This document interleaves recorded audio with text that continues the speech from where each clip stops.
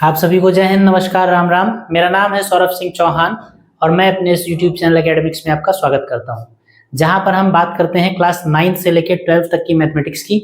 और ये जो क्लासेस हैं वो डेडिकेटेड हैं क्लास 10th को, जैसा कि आप जानते हैं। क्लास 10th की मैथमेटिक्स में आपकी जो बुक से जो टॉपिक हम कर रहे हैं इस समय, उसका नाम है सरफेस एरियाज एंड वॉल्यूम्स, यानी कि पृष्ठीय क्षेत्रफल और आयतन। इस चैप्टर की लगभग अंत पे हैं, हम आखिर पे हैं, कुछ क्वेश्चंस बचे हैं, उसके बाद ये चैप्टर खत्म हो जाएगा। तो आइए देखते हैं आज की क्लास में कौन से क्वेश्चंस हमको लगाने हैं। ये आज जो पहला सवाल आपको लेना है, जो सॉल्व करना है, वो आपके सामने स्क्रीन पर है। पढ़िए, इसको समझिए और सॉल्व करने की, फिगर बनाने की कोशिश कीजिए। क्वेश्चन में कहा गया है, a solid is made of a cube and a hemisphere placed on the top of it. पहली लाइन का मतलब समझिए पहले। अ सॉलिड इज मेड, एक ठोस, एक सॉलिड बनाया गया है। किससे बनाया गया है? ऑफ ए क्यूब, यानी एक घन, and a hemisphere placed on top of it. एक घन और उस घन के टॉप पर, उस घन के ऊपरी पृष्ठ के ऊपर एक अर्धगोला रखा गया है और इस तरीके से एक ठोस का निर्माण किया गया है। ठोस, एक सॉलिड एक बनाया गया है। कैसे बनाया गया है? एक घन, एक क्यूब बनाया गया है और उस क्यूब के ऊपर टॉप पर एक अर्धगोला यानी एक ही हेमीस्फीयर रखा गया है और इन दोनों को मिलाकर एक ठोस बनाया गया है। फिर क्या कहा गया है? Each side of cube measures 5 centimetre and the diameter of the hemisphere on the top is 4.2 centimetre. घन के ऊपर, जो घन है, जो क्यूब है, उस क्यूब की भुजा जो है वो 5 सेंटीमीटर है, यानी साइड ऑफ क्यूब 5 सेंटीमीटर दे रखी है। और जो ऊपर घन रखा है, जो हेमीस्फीयर रखा गया है, क्यूब के ऊपर जो हेमीस्फीयर रखा गया है, घन के ऊपर जो अर्धगोला रखा गया है ठोस, वो उसका डायमीटर जो है वो 4.2 सेंटीमीटर, यानी कि घन से छोटा है, 4.2 सेंटीमीटर है। तो आपसे पूछा गया find the total area of the painted part. अब यहां पर देखिए फिगर मिसिंग है इस सवाल में से। इसका मतलब ये आपसे कहा गया सवाल में कि पेंटेड पार्ट का टोटल एरिया निकाले, यानी कि रंगीन भाग का, इस पूरे सॉलिड का जो रंगीन भाग है उस रंगीन भाग का टोटल एरिया निकालिए। तो इसका एक फिगर कोई ना कोई होगा जो सवाल के साथ एग्जाम में आएगा। इसमें यहाँ पे स्लाइड में मिस्टेक हो गई है, फिगर भी इसके साथ होगा और फिगर का कुछ पोर्शन कलर किया गया होगा, उसी कलर्ड पोर्शन का एरिया आपको निकालना है। ठीक, चलिए आइए हम लोग फिगर बना लेते हैं। सबसे पहले क्या करेंगे, आप क्यूब लेंगे, एक क्यूब बना लीजिए फटाफट से। ठीक है,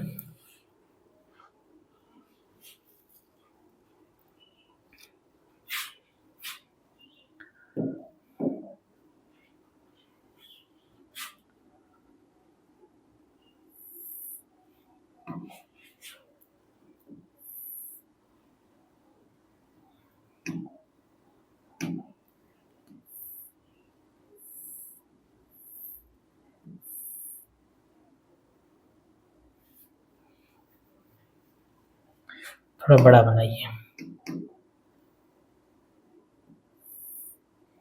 देखिए 3D फिगर है, तो 3D फिगर को किस तरीके से बनाएंगे वो देखिएगा आप।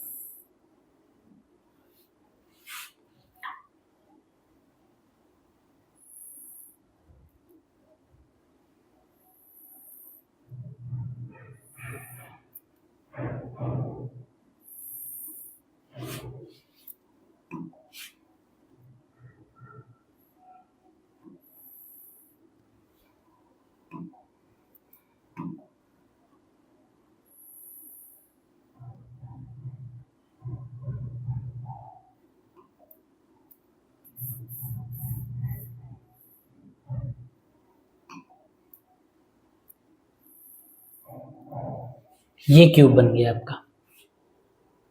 ठीक है, ये आपका बन गया क्यूब। इस क्यूब के ऊपर क्या रखा? ये क्यूब का टॉप होगा भाई। ये जो ऊपर वाला है इसका नाम रख लीजिए आप, थोड़ा सा तो कहने में आसानी रहेगी, ये वो नहीं कहना पड़ेगा। ए बी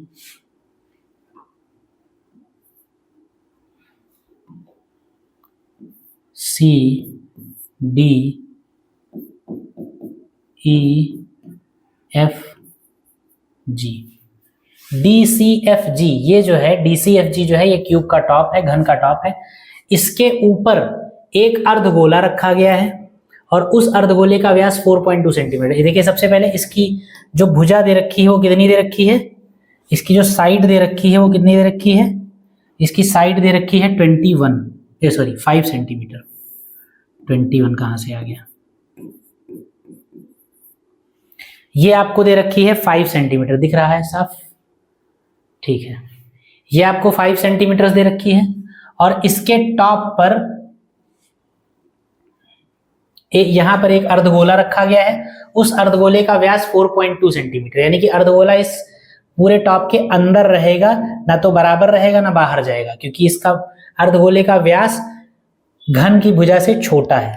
तो जो अर्धगोला रखा जाएगा वो कैसा होगा, वो देखिए ऐसा होगा। किस कलर से रख दें, ब्लू से रख दीजिए। अर्धगोला जो होगा वो कुछ ऐसा होगा।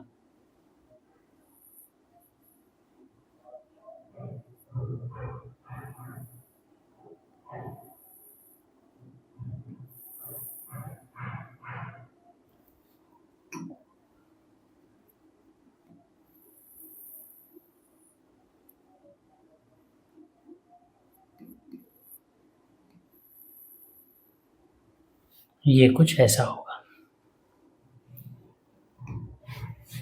इसका ये बीच वाला पोर्शन बिगाड़ दीजिए।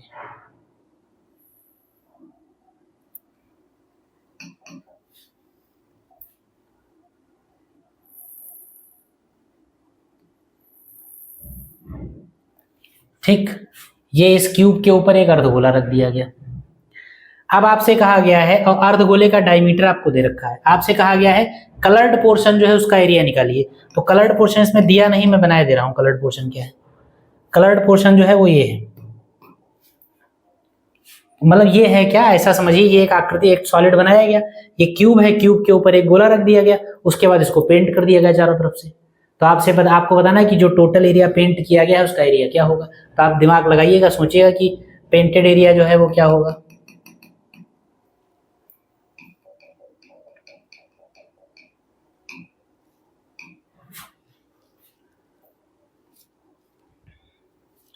पेंट कर दीजिए किस कलर से, येलो कलर से। पेंट देखिए, ये वाला पूरा एरिया पेंट होगा आपका।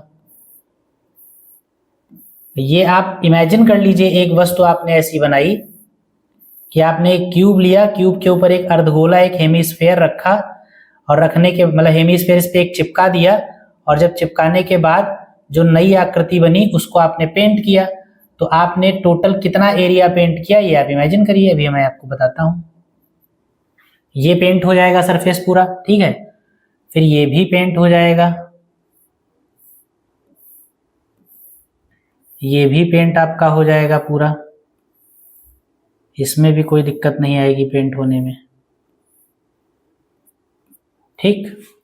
फिर इसके आजू बाजू वाले, इधर उधर वाले जितने सरफेसेस होंगे वो भी सारे पेंट हो जाएंगे, मतलब इसके पीछे वाला सरफेस पूरा पेंट हो जाएगा, इसके आगे वाला सरफेस पूरा पेंट हो जाएगा, ठीक, नीचे वाला सरफेस पूरा पेंट हो जाएगा। लेकिन जब टॉप को पेंट करने आप जाएंगे तो टॉप सरफेस को थोड़ा सा इमेजिन करिएगा, टॉप सरफेस ये है और इसके ऊपर ये एक कटोरा रख दिया गया। तो अब जब आप पेंट करेंगे तो कटोरे का जो बेस होगा, कटोरा ऐसे रखा जाएगा सर्कुलर पोर्शन की तरफ से, कटोरे का जो गुंबद वाला हिस्सा होगा वो ऊपर रहेगा और कटोरे का जो वृत्तीय भाग होगा वो नीचे ढका होगा। तो जो वृत्तीय भाग होगा, कटोरे का जो नीचे का आधार का वृत्त होगा, सर्कल होगा, वो क्यूब के जितने हिस्से को ढक लेगा उतना क्यूब पेंट नहीं होगा। बात समझे, उतना क्यूब पेंट नहीं हो पाएगा क्योंकि वो क्यूब का वो हिस्सा जो कटोरे के नीचे आ गया वो पेंट नहीं होगा। कौन कौन सा पेंट, और कटोरे के हिस्से कौन, कटोरे क्यूब का कौन सा पार्ट कटोरे के हिस्से नीचे, कटोरे के नीचे आएगा, कटोरे का जो सर्कुलर पोर्शन है ये अपने बराबर क्यूब को ढक लेगा, तो इतना पार्ट नहीं आएगा। तो यानी क्यूब का ये पोर्शन भी पेंट हो जाएगा, ठीक, ये सब पेंट हो जाएगा। क्योंकि कटोरा ये 3D में है ना, कटोरा तो ऊपर है ना, तो ये ऊपर जब है तो ये पीछे वाला जो पोर्शन क्यूब का है ये भी पेंट हो जाएगा। फिर ये कटोरा भी पूरा का पूरा पेंट हो जाएगा, ये भी पेंट हो जाएगा। सिर्फ क्या नहीं पेंट होगा, सिर्फ पेंट नहीं होगा ये वाला, सिर्फ पेंट नहीं होगा ये वाला हिस्सा जो लाइट ग्रीन है, इसको छोड़कर बाकी सब पेंट हो जाएगा। ठीक है, जो लाइट ग्रीन है ये कटोरे, लाइट ग्रीन वाला पोर्शन जो है ये क्यूब का वो हिस्सा है जिसको कटोरे ने ढक रखा है, तो लाइट ग्रीन वाला पेंट नहीं होगा, बाकी कटोरे का पूरा गुंबद पेंट हो जाएगा। कटोरे के द्वारा क्यूब का जितना हिस्सा उस सरफेस पे ढका गया है उस एरिया को छोड़कर बाकी पूरा ऊपर वाला सरफेस भी पेंट हो जाएगा और बाकी के सारे पार्ट्स भी पेंट हो जाएंगे, सरफेसेस भी पेंट हो जाएंगे। तो टोटल पेंटेड एरिया आपको निकालना है, तो कैसे निकालेंगे आप देखिए। टोटल पेंटेड एरिया में सबसे पहले हम क्यूब का कितना हिस्सा पेंट हुआ ये निकालेंगे। तो देखिए पूरा का पूरा क्यूब पेंट हो जाएगा सिर्फ एक चीज को छोड़कर, क्यूब का वो हिस्सा जो कटोरे के नीचे आ रहा है उसको छोड़कर बाकी पूरा क्यूब पेंट हो जाएगा। तो क्यूब का कितना हिस्सा पेंट होगा, पूरे क्यूब का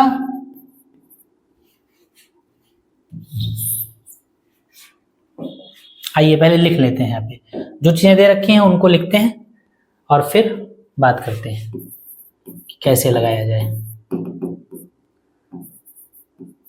लिखेंगे घन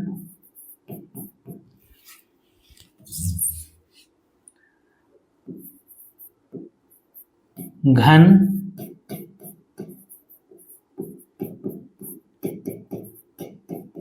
की भुजा 5 सेंटीमीटर है। घन की भुजा कितनी है, 5 सेंटीमीटर है, इसलिए नहीं, घन की भुजा 5 सेंटीमीटर है और अर्धगोले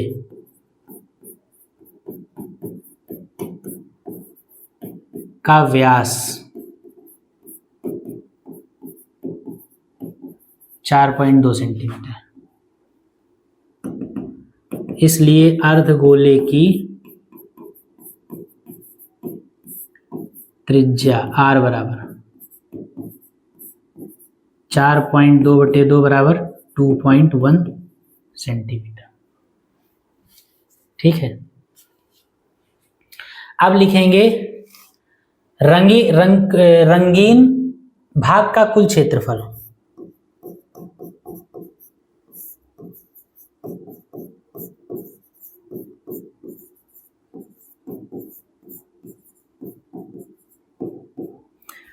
क्या होगा, रंगीन भाग का कुल क्षेत्रफल जब आपको निकालना है तो सबसे पहले पूरे घन का क्षेत्रफल निकाल, क्योंकि पूरा घन आप कलर कर डालेंगे और पूरा घन कलर जब करेंगे तो उसमें ये वाला पार्ट छूट जाएगा। वृत्त, गोले के नीचे वाले वृत्त ने क्यूब का जितना हिस्सा, घन का जितना हिस्सा ढक रखा है वो पेंट नहीं हो पाएगा, बाकी पूरा घन पेंट हो जाएगा। तो देखिए हम कैसे लिखेंगे इसको, क्या लिखेंगे, घन का संपूर्ण पृष्ठ।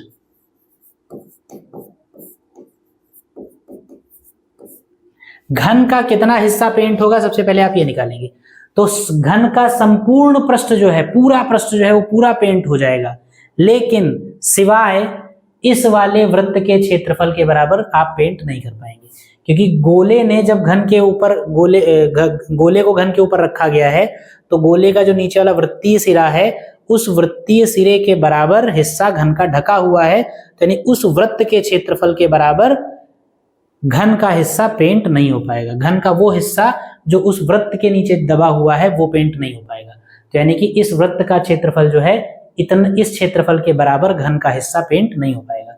तो घन का संपूर्ण पृष्ठ पेंट हो जाएगा, लेकिन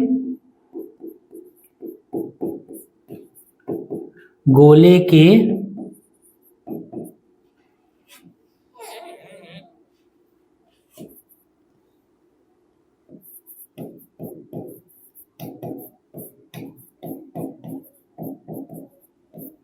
आधार का क्षेत्रफल माइनस हो जाएगा। ठीक, बात समझ में आई। घन का संपूर्ण पृष्ठ पेंट हो जाएगा, लेकिन इस गोले के बराबर का क्षेत्र छूट जाएगा। तो घन के संपूर्ण पृष्ठ में से इस गोले के आधार का क्षेत्रफल अगर निकाल दें तो घन का कितना हिस्सा पेंट हुआ ये हमको पता चल गया। प्लस इस अर्धगोले का गुंबद भी तो पूरा पेंट हो रहा है, और अर्धगोले के गुंबद का मतलब क्या है, अर्धगोले का पूरा वक्र पृष्ठ। अर्धगोले का बाहर बाहर वाला एरिया भी तो पूरा पेंट हो जाएगा। वृत्ताकार सिरा घन से चिपक जाएगा तो वो नहीं पेंट होगा, लेकिन ऊपर वाला गुंबद जो है वो तो पेंट ही हो जाएगा। तो यानी कि अर्धगोले का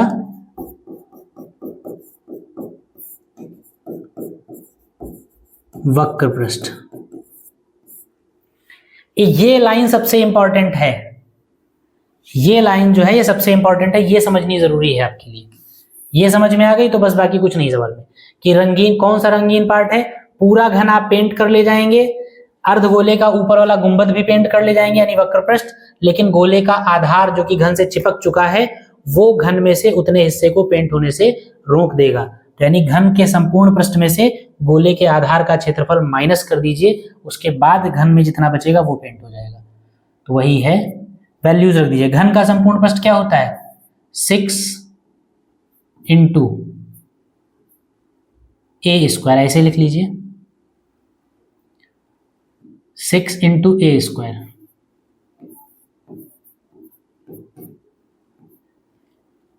भुजा इसको आप ए कह दीजिए, माइनस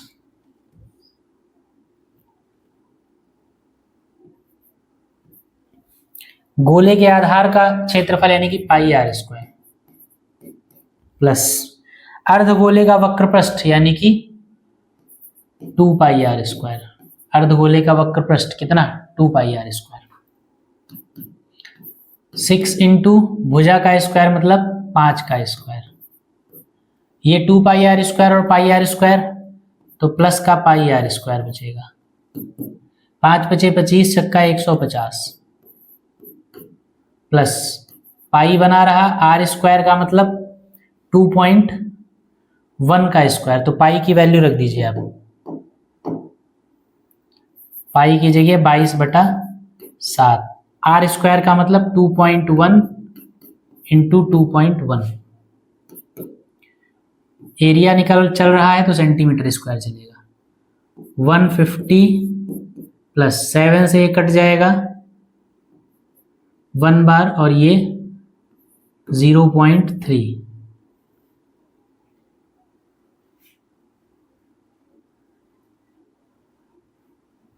ठीक है, मल्टीप्लाई कर लीजिए आप इसको,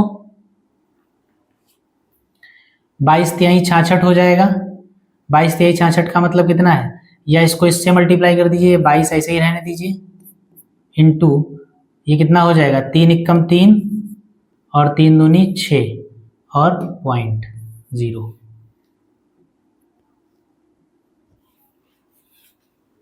ठीक है, सेंटीमीटर स्क्वायर। इसको सॉल्व कर लीजिए ठीक से, 150 इसको मल्टीप्लाई कर दीजिए 6×3 को 22 से, 22×3 66 का 6 और 22 छक्का 20 छक्का 120, 2 छंग 12 132 और 6 138। कितने के बाद पॉइंट, 2 के बाद पॉइंट,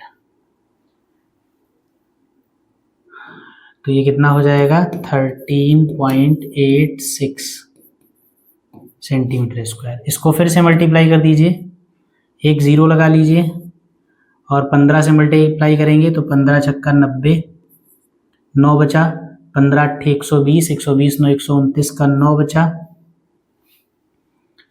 129 का 9 बचा, 12 बचा, 15 तियाँ 45, 45 15 तियाँ 45, 45 और 12 57, 57 का 7 बचा, 15 एकम 15 और 15 और 7 22, 1 2 2 के बाद पॉइंट सेंटीमीटर स्क्वायर, यानी कि 2279 सेंटीमीटर स्क्वायर एरिया जो होगा वो आप इसका पेंट कर ले जाएंगे। ठीक है,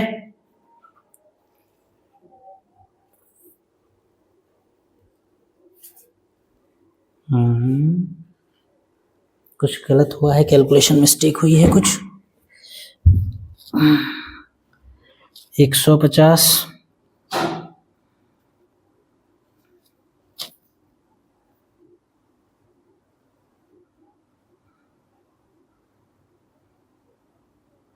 150 प्लस 22/60 0.3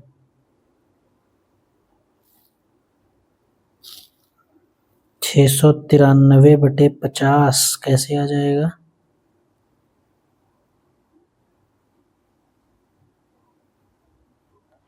अच्छा चलिए, थोड़ा सा कुछ कैलकुलेशन मिस्टेक लग रही है, एक बार चेक कर लिया जाए। यहाँ से इसको जरा बिगाड़िए थोड़ा सा, देखते हैं करके, अगर गलत होगा तो पता चल जाएगा। यहाँ से आप इसको फिर से करके देखिए जरा। ये है आपका पाई की वैल्यू 22/7 इंटू आर की वैल्यू कितनी है 2.1 इंटू 2.1, तो ये प्लस कितना आ जाएगा? यहाँ से हमने पॉइंट अगर हटा के कैलकुलेशन करें तो क्या आएगा? 22 इंटू 21 गुणे 21/7 गुणे 100, 10 इसका 10 इसका, देखते हैं 150 प्लस ये हो जाएगा, ये इसको काट दीजिए आप 2 से, तो ये 11, ये कितना आएगा 11, 2 1 कम 2, 2 1 कम 2, ये इसका हो जाएगा 441, और ये आपका आ जाएगा 50, 2 1 कम 2, 2 1 कम 2, 2 50, ठीक, और इंटू में 7 रहेगा। 7 से काट दीजिए इसको, 7 21 तब भी काट सकते थे, 7 से काट दीजिए इसको, 7 छंग 42, 7 छंग 42, 7 तियां 21,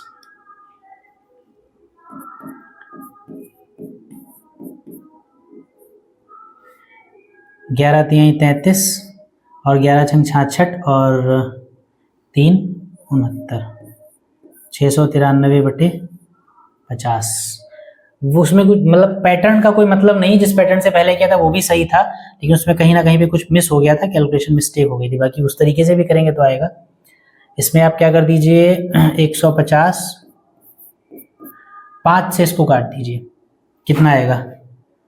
5 1 कम 5, 1 बचेगा, 5 तिहाई 15, 4 बचेगा, 5 अट्ठे 40, 3 बचेगा, 5 छक्का 30,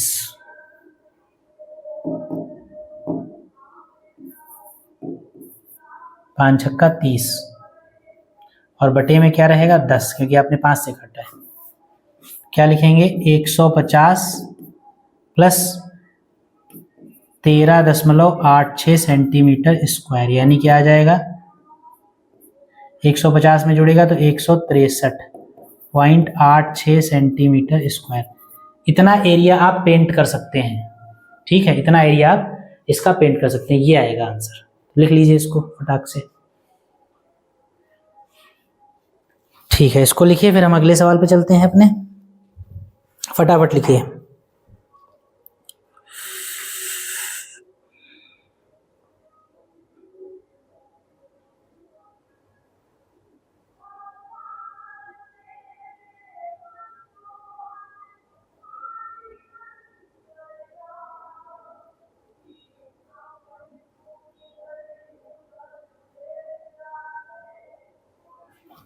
चलिए अगले सवाल पे चलते हैं हम लोग। ओफो, बहुत बड़े बड़े सवाल हैं भाई इसमें, ये सब लॉन्ग में आएंगे आपके पे एग्जाम्स में। अगले क्वेश्चन पे चलते हैं, चलिए अगले का फिगर बना हुआ है। अगले क्वेश्चन में कहा गया है in the attached figure the side of the square is 28 centimetre and the radius of each circle is half the length of the side of a square where O and O dash are the centers of the circles. Find the area of the shaded region.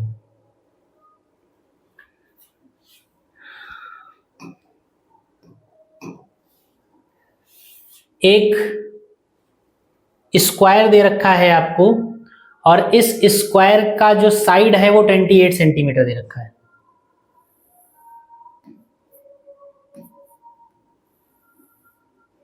ये जो side है ये कितनी दे रखी है, 28 centimetre दे रखी है।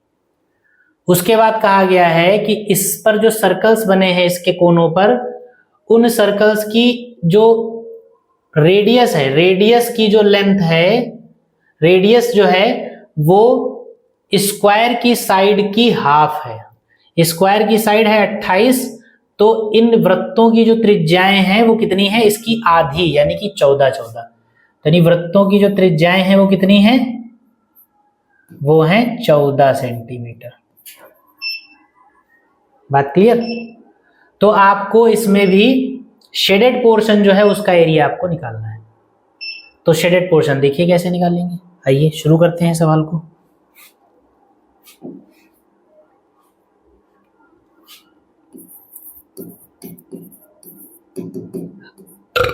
ओम sorry.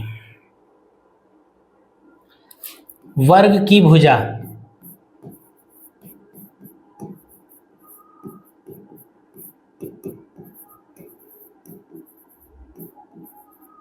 28 centimetre है, इसको हमने ए कह दिया, भुजा है। और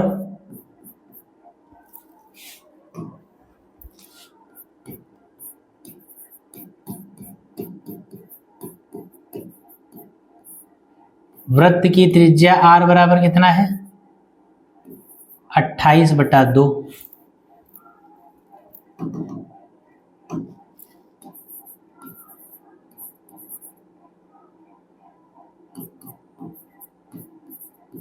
यानी कितना, 14 सेंटीमीटर। शेडेड पोर्शन का एरिया निकालना है, तो आइए लिखते हैं।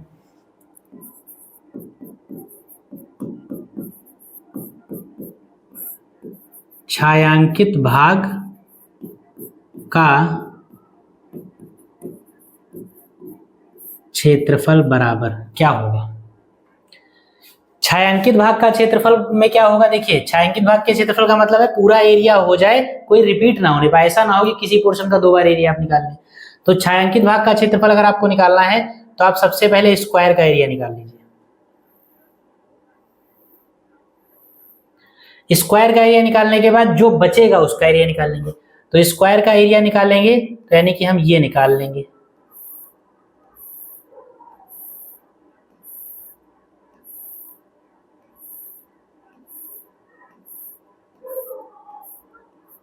जब हम लिखेंगे यहां पर छायांकित भाग के क्षेत्रफल में, जब हम वर्ग का क्षेत्रफल निकालेंगे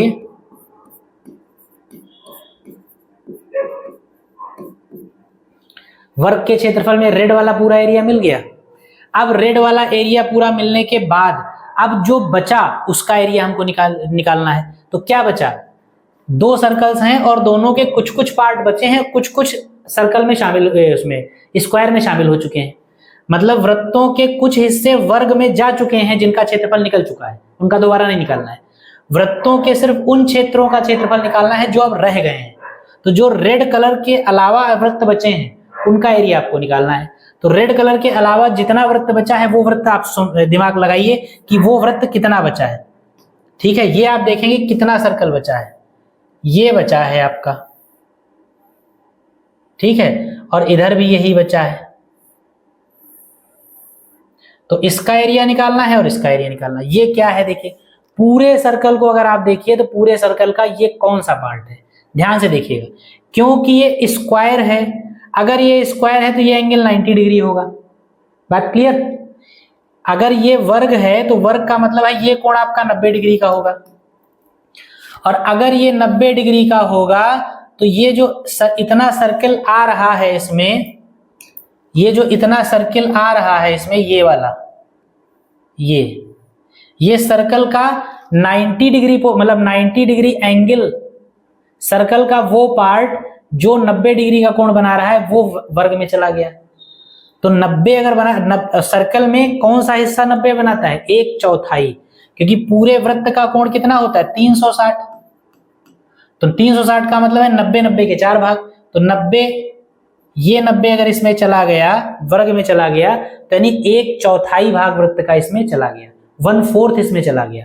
और 1/4 चला गया तो बचा कितना, जितना बचा वही ये है भाई। पूरा कोण होता है 360, उसमें से 90 डिग्री वर्ग में चला गया, तो 360 में से 90 डिग्री अगर चला गया तो कितना बचा? 270 बचा।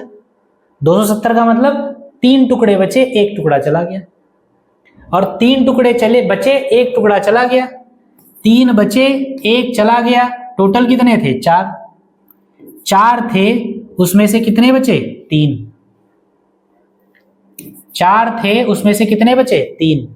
यानी जो वृत्त बचा है आपका वहां पर, ये वाला जो बचा हुआ सर्कल है, ये कितना है? पूरे सर्कल का 3/4। ये बात समझते हैं? नहीं समझते हैं अगर तो ऐसे भी समझ सकते हैं। 90 डिग्री का एंगल, 90 डिग्री का एंगल, ये 90 डिग्री का एंगल सर्कल में से वर्ग में चला गया, तो 90 डिग्री का, और सर्कल का टोटल एंगल कितना होता है? 360। तो जब 360 होता है तो आप देखिए 90 डिग्री 360 का कौन सा पार्ट है? तो 90 डिग्री जो है वो 360 का कौन सा पार्ट है? 1/4। यानी 1/4 हिस्सा कोण का चला गया है, और कोण अपने साथ एरिया भी तो लेकर जाएगा। तो जो एंगल 1/4 एंगल गया है वो 1/4 एरिया भी लेकर गया है। टोटल होता है 1, उसमें से 1/4 चला गया, तो 1 में से 1/4 चला गया, 4 1 जा 4 -1 दैट इज 3/4। 1 में से 1/4 मतलब पूरे को हम हमेशा 1 मानते हैं ना, तो 1 में से 1/4 चला गया तो कितना बचा? 3/4 बचा। तो यानी ये वाला जो पोर्शन है ये कितना है? 3/4। इसी तरीके से ये वाला जो पोर्शन है ये भी कितना है? 3/4। तो 3/4 ऑफ होल सर्किल, पूरे वृत्त का 3/4 और पूरे वृत्त का 3/4, इन दो हिस्सों का क्षेत्रफल हमको जोड़ना है। यानी क्या करेंगे?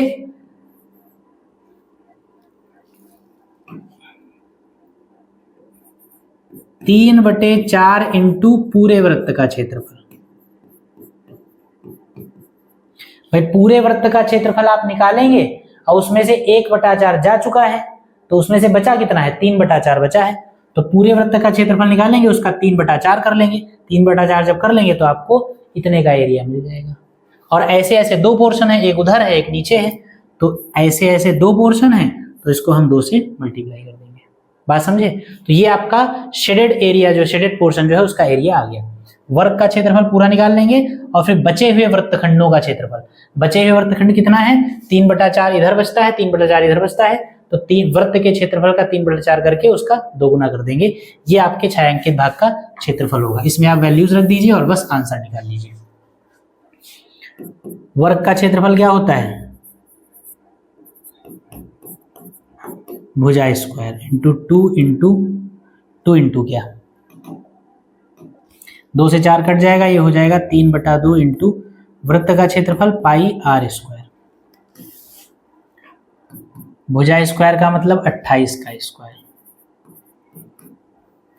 3/2 इंटू पाई का मतलब 22/7 इंटू r² का मतलब 14,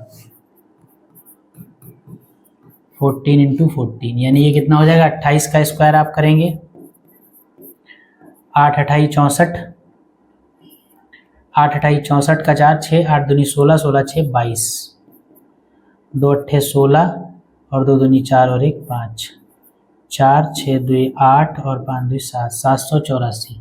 देख लीजिएगा, पता नहीं सही है या गलत। ठीक है,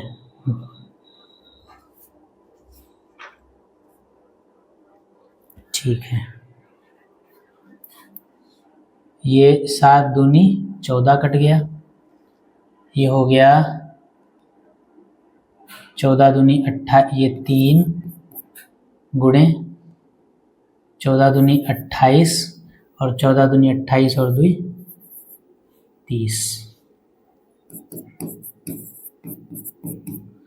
3 अट्ठे 24, 2 3 3 9, ऐड कर दिए 4 और 4 8, 8 और 2 10, 1 9 और 1 10, 10 7 17।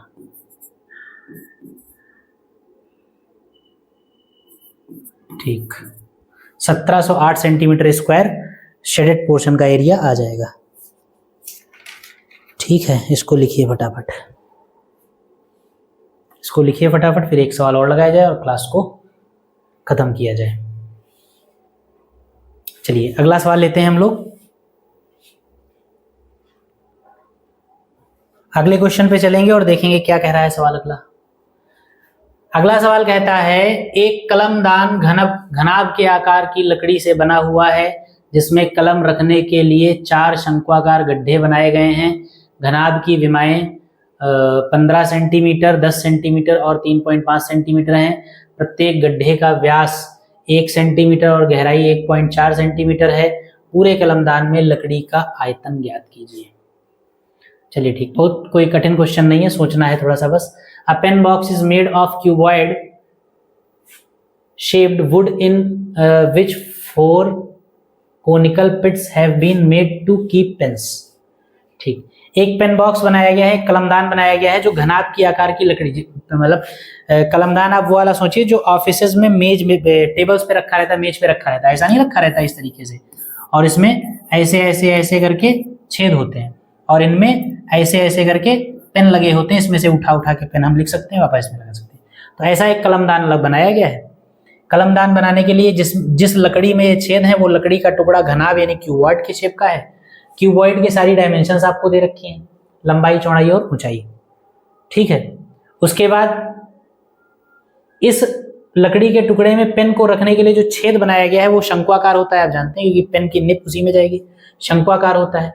तो उस शंक्वाकार, वो जो शंक्वाकार छेद हैं वो टोटल कितने हैं? 4 शंक्वाकार गड्ढे बनाए गए हैं। हाँ, 4 ही यहाँ पर बने हैं, 4 शंक्वाकार गड्ढे बनाए गए हैं।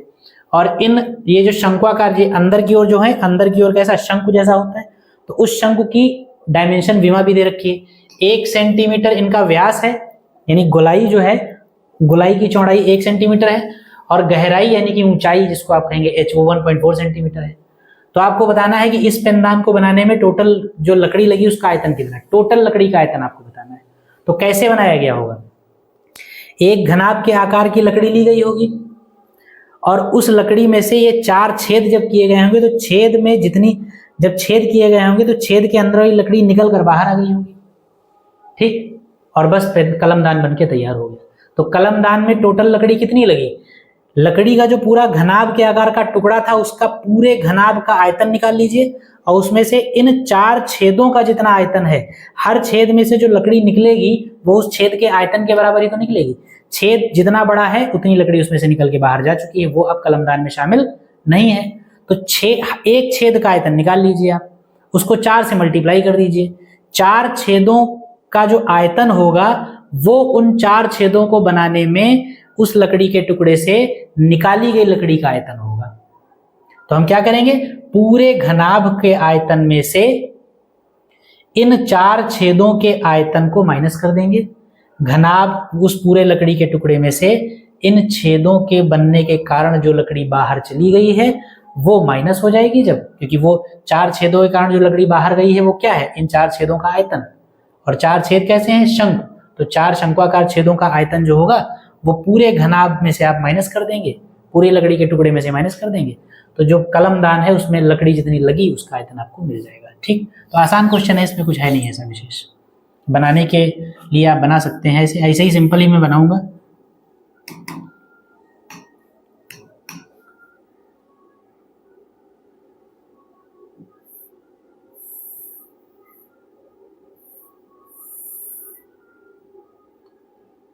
या आपकी बहुत इच्छा हो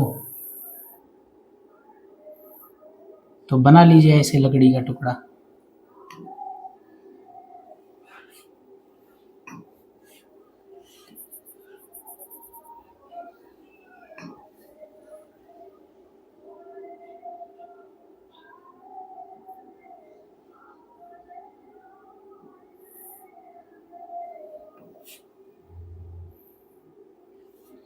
ये है लकड़ी का टुकड़ा।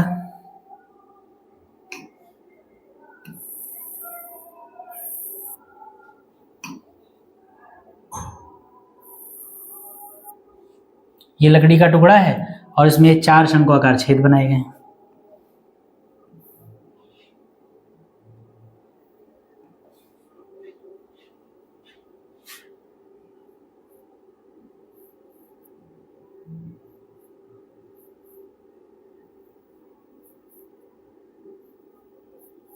ये 4 शंक्वाकार छेद बनाएंगे जिसमें पेन लगाए जाएंगे।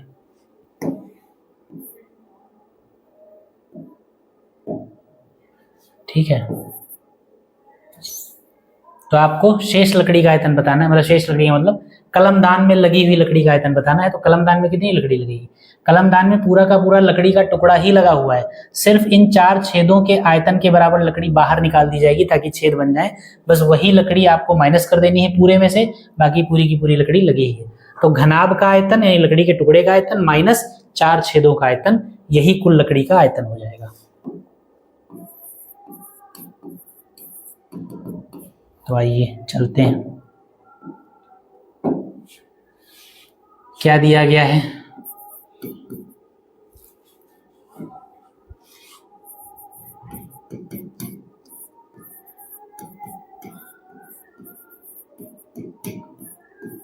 लकड़ी के टुकड़े की विमाएं, लंबाई L बराबर 15 सेंटीमीटर, चौड़ाई B बराबर 10 सेंटीमीटर और ऊंचाई H बराबर 3.5 सेंटीमीटर। और लिखेंगे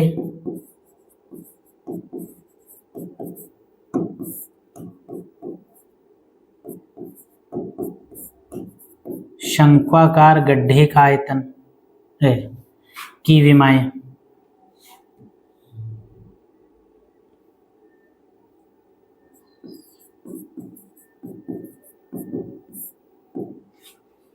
रेडियस R बराबर कितना दिया गया है?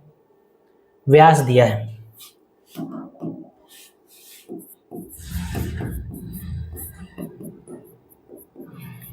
व्यास 1 सेंटीमीटर है, इसलिए त्रिज्या R बराबर 1/2 सेंटीमीटर होगा। और गहराई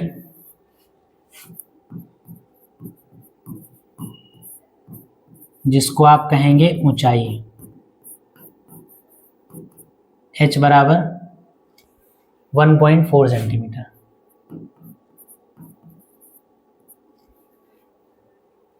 ठीक है, क्या कहेंगे? कलमदान को बनाने में लगी कुल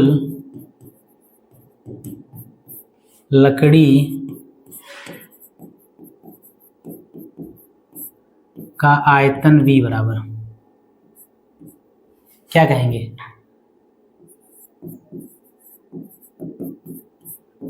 लकड़ी का आयतन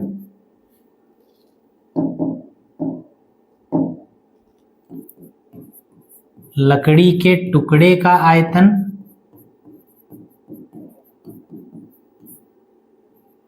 ठीक है, पूरे लकड़ी के टुकड़े का आयतन निकाल लेंगे और उसमें से माइनस कर देंगे 4 इंटू 1, या ऐसे लिखेंगे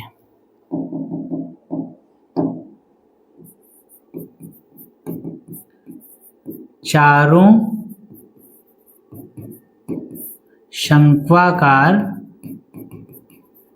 छेदों का आयतन। ये बात तो आप समझ रहे होंगे, 4 छेद जो है वो तो खोखले हो गए ना, उन्होंने तो अपने आयतन के बराबर लकड़ी को उसमें से निकाल दिया, वो लकड़ी तो है ही नहीं, तो वो लकड़ी जो है नहीं, बस उस लकड़ी को माइनस कर दीजिए आप, तो जो कलमदान के बनने में टोटल लकड़ी लगी है वो आपको पता चल जाएगी। अच्छा, लकड़ी का आयतन क्या होगा? लकड़ी घनाभ के आकार की है तो इसका आयतन होगा LBH माइनस चारों शंक्वाकार छेदों का आयतन का मतलब 4 है तो 4 इंटू चारों सेम है इंटू 1 का आयतन निकाल लीजिए 1/3 पाई R स्क्वायर H। LBH का मतलब 15, 10 और 3.5, तो 15 इंटू 10 इंटू 3.5 माइनस ये हो गया 4/3 और पाई की वैल्यू रख दीजिए, पाई की value 22/7 into pi R square H। R कितना है? 1/2, स्क्वायर है तो 1/2 इंटू 1/2 और H कितना है? 1.4। ठीक है, इसको सॉल्व कर लीजिए आप। इसको सॉल्व करने में क्या करेंगे?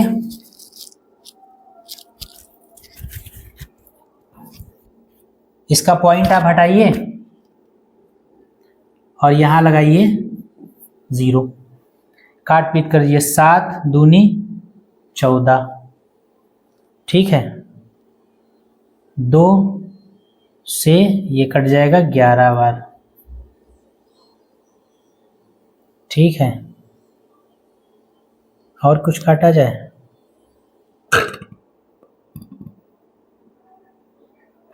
इस 10 को बना रहने दीजिए। 10 से इसका मल्टीप्लाई होगा 35 बचेगा, 35 का 15 से होगा तो 15 बचे 75, 7 बचेगा, 15 थी 45, 45 और 7 52, माइनस ये हो जाएगा 11 चौक 44 बटे, इसको काट ही दीजिए आप, 2 दूनी 4 और 2 पंचे 10, 11 दूनी 22 और बटे 5 तिहाई 15, ठीक है। सॉल्व कर लीजिए यहीं पर आप, 15 से या इधर ही कर लीजिए,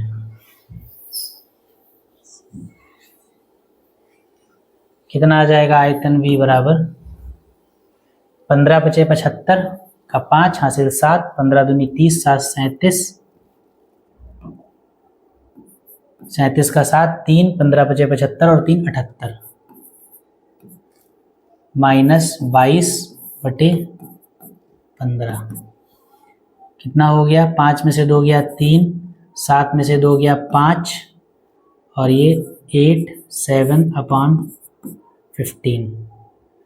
3 से काटिए रहे कटेगा, 3 दूनी 6, 3 छाक 18, 3 एकम 3 नहीं कटेगा, 15 से सीधे काटिए तो 15 बचे 75, 3 बचेगा, 35, 15 दूनी 30, 5 बचेगा, 15 तियाँ 45, 8 बचेगा, 15 बचे 75, 5 बचेगा, 15 तियाँ 45, 5 बचेगा, फिर 15 तियाँ 45, बस यही सेंटीमीटर क्यूब। कलमदान को बनाने में टोटल इतनी लकड़ी लगेगी। आंसर 23.3, ठीक। चलिए ठीक है, टाइम भी ठीक हुआ है। तो कलमदान जो आपको बनाना है, उस कलमदान को बनाने में कुल इतनी लकड़ी लगेगी, ये आपका आंसर हो गया। ये सवाल आसान था, ये क्वेश्चन इजी था, इतना कोई मुश्किल नहीं था।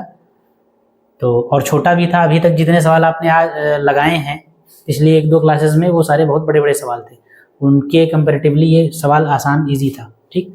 तो चलिए ठीक है, फिर आप लोग लगाते रहिए सवाल, और अभी कुछ सवाल आपके लिए और बाकी हैं, ठीक है। तो आपका मन भर जाएगा सवाल लगाते लगाते, इतने सवाल आपको लगवाए जाएंगे यहाँ पर, ठीक है। तो आप पढ़ते रहिए इसी तरीके से और सवालों को लगाते रहिए, अपनी तैयारी को मजबूत करते रहिए, और हम इसी तरीके से आपके साथ बने रहेंगे, आपके लिए मेहनत करते रहेंगे और आपके लिए बेहतरीन से बेहतरीन क्लासेस लाते रहेंगे। आप चैनल पे अपना सपोर्ट बनाए रखिए, लाइक शेयर सब्सक्राइब करिए और करवाइए, क्लासेस को शेयर करिए और लोगों तक पहुँचाइए। और चलिए फिर ठीक है, आज की क्लास को हम लोग यहीं पर रोकते हैं और अगली क्लास में कुछ नए सवालों के साथ मिलेंगे। तब तक आप सभी को जय हिंद, जय भारत।